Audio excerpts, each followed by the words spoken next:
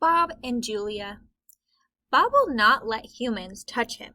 He says their scent upsets his digestion.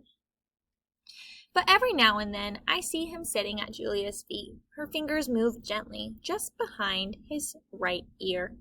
Mack. Usually Mack leaves after the show, but tonight he is in his office working late. When he's done, he stops by my domain and stares at me for a long time while he drinks some from a brown bottle.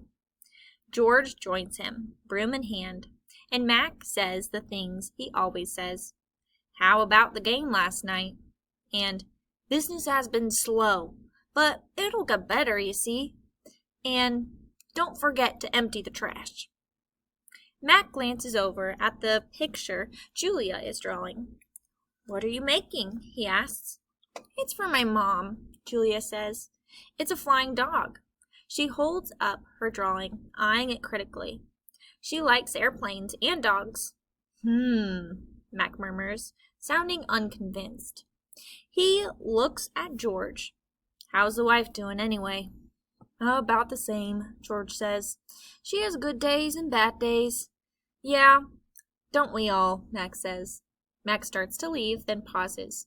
He reaches into his pocket, pulls out a crumpled green bill, and presses it to George's hand. Here, Mack says with a shrug. Buy the kids some more crayons. Mack is already out the door before George can yell, Thanks!